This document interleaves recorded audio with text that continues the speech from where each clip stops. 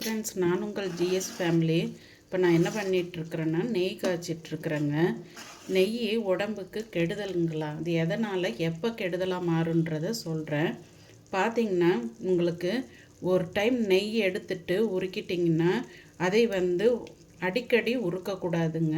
இப்போ நீங்கள் ஒரு கிண்ணத்தில் தனியாக எடுத்து வைக்கிறீங்கன்னு வைங்க. ஒவ்வொரு டைமும் நீங்கள் பருப்பு சாப்பாடுக்கோ இல்லை குழந்தைங்களுக்கு கொடுக்கறதுக்கோ ஒவ்வொரு டைமும் உருக்கக்கூடாதுங்க.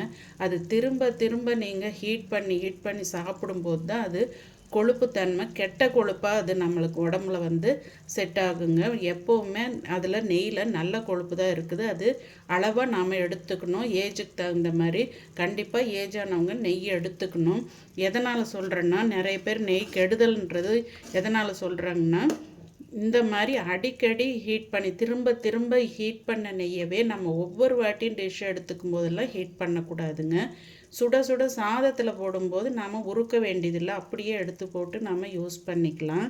இது தெரியாமல் தான் நிறைய பேர் யூஸ் பண்ணிவிட்டு கொலஸ்ட்ரால் வருது, இது ஹார்ட்டில் போய் நம்மளுக்கு கொழுப்பு அடைக்கும், வேண்டான்னு சொல்லி அவாய்ட் பண்ணுறாங்க. இந்த மெத்தட் நீங்கள் ஃபாலோ பண்ணி தைரியமாக நீங்கள் நெய் யூஸ் பண்ணலாங்க. எப்போவும் ஒரு சின்ன கிண்ணத்தில் எடுத்துக்கிட்டிங்கன்னா இந்த மாதிரி பாருங்கள். இந்த மாதிரி அளவாக எடுக்கும்போது இந்த குருணையாக எவ்வளோ நல்லா இருக்குது பாருங்கள். இந்த மாதிரி அளவாக எடுத்து ஒரு டைம் ஹீட் பண்ணிக்கோங்க. அப்படி இல்லையா, ரொம்ப ஹீட் பண்ணாமல் உங்களுக்கு சாப்பாடு ஆறி இருக்குன்னா ஒரு சுடுதண்ணிலையோ இல்லை உங்களுக்கு ஹீட்டாக ஏதாவது குழம்பின்னு அப்போ தான் வச்சுருந்தீங்கன்னா அந்த தட்டு மேலே வைங்க, உருகிட்டால் போதுங்க. ஓவர் பாயில் ஆகும்போது தான் எல்லாமே நம்மளுக்கு கெடுதலாக மாறும்.